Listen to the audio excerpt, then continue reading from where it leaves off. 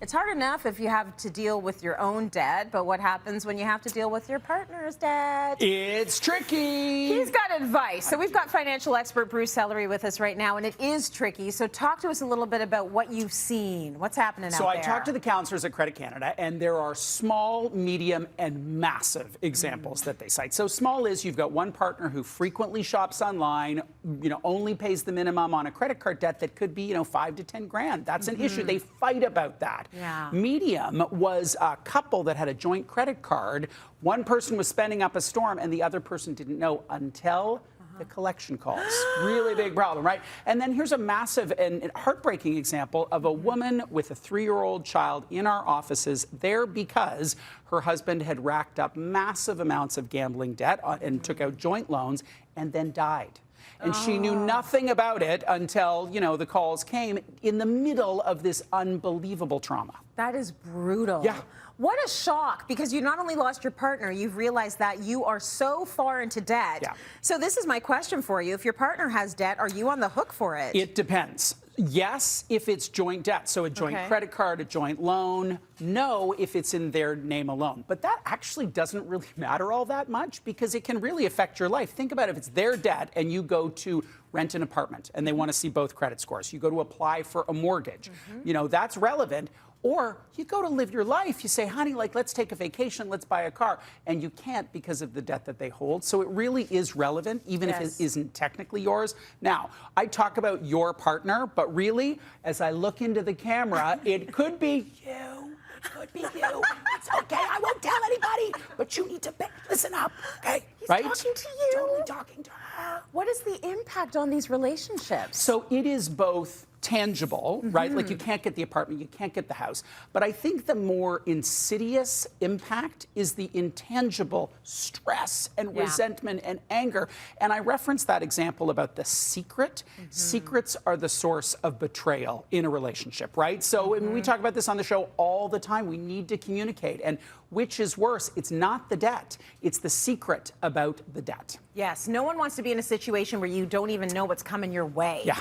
Give me an opportunity to be angry about it so that we can work it out. 100%. Right? Okay, so what advice can we give to couples out there to deal with it? Well, they need to talk about it, right? Which is what I say, talk all the time. But I think within that conversation, as we design it, is you have to park the blame-mobile outside. Oh, really? Out back. Oh, yeah. Oh, really? But you can practice. Give me the finger waggy. Give me the finger wag. Yeah, we're just going to get it. You should have. You could have. Okay. So now much. We're done. We're done with that. Okay. And then you need to be willing to look at a root cause. Because in the moment, we think our partner has done this on purpose for some reason, which makes no sense. But it could be a mental health issue, right? Like they could have ADHD that impacts impulse control. They could have anxiety that has them shop. They could have depression that has them behave in certain ways. Also, it could be a lack of skill. They've just never been taught how to budget. They've never been taught to organize in a particular way. Yes. So you really need to account for the fact that there's something else going on here. It's not like they're just trying to get your goat. Right. Okay. Well, most of us have not been taught financially. No. Like Abby's very lucky to have you as a dad because you're teaching her everything. Most of us aren't taught that. If you could tell her how lucky she is, that'd be super helpful to me. I'm going to text her tonight. You should tell her. Abby, you're so lucky. Yeah. Okay. So now what happens next? What happens? What lies ahead? Okay. So you need to agree on the goal. So as a couple, what's the goal? What are we trying to accomplish here? And then the next and last step is the brainstorming of solutions, because I think for the partnership, it may be that there are solutions that involve both of you or just one of you. Yeah. So it could be it's your debt, you need to take care of it, or it's your debt and I'm going to take care of it. Okay. And in some relationships, that's the answer. Yeah. You're cutting the check. You're not happy about it, but you're cutting the check in a way to move forward. So I don't have a particular view about that. I don't have a moral position on that. Yeah. But you need to talk about it as a couple and figure out some solutions. Did I ever tell you Leo sorted me out when I had bad debt? He cut the check? No, he was like, fix it. Right. Because I need to buy a house. Yeah. And so I would like to buy a house with you. Right. So you need to fix it. How long did it take? Okay. How long did it take you? No clubs, no drinks, no parties. It was like a 6-month period. Right. And I put away so much money, Bruce. If the relationship is worth it, you will fix it. Yes. You will figure it out. When you just meet someone. Yeah. Okay. Is there a right way to ask if they have debt? Okay. I don't know that there's a right way, but there may well be a right time. Okay. Right? So, you just met. The first thing out of your mouth when you're meeting for the coffee or the drink, you don't want to be referencing the fact that their credit score wasn't on their Tinder profile. Right? Are you sure? I'm flipping through. I see the pictures. There's with you and a fish, but I don't see that.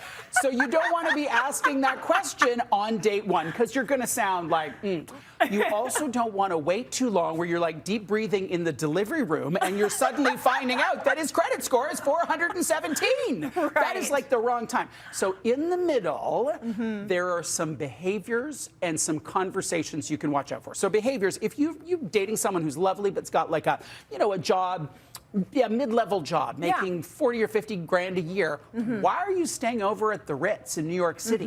Like that doesn't connect. Some of the conversations about it. Do they complain about money? They complain about their money stress. And you can kind of listen. It's sort of like you can tell without asking what someone's relationship is with their mother. Yes. You just listen in on some phone calls and you're going to get some very good intelligence. You got to be a little detective. Little okay. detective. So since we're talking about do you ask people about their debt, T, you're dating right now.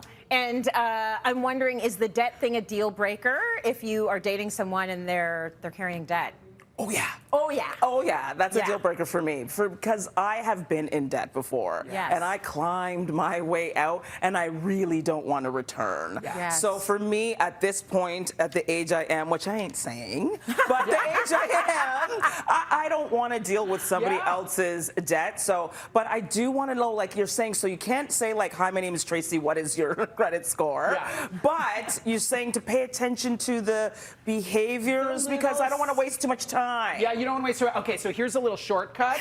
Oh, person that I'm dating. Oh my gosh, I'm so lucky. I was able to save this amount of money and I just paid off my credit card in full. And we'll see if they're like, what? How is that even possible? Or if they're like, of course you did. Who carries a balance on their credit card? Right. You'll be able to gauge a little bit on their reaction. Oh, Okay, you're so that's a good tricky. one. You're I like sneaky, that. and I like that. Yes. And do a little It's part That's of a it. signature move. Yeah, it's for part all of it. tough Okay. conversation. Or don't even have that. Yes. Like that? Yes. Yes, I got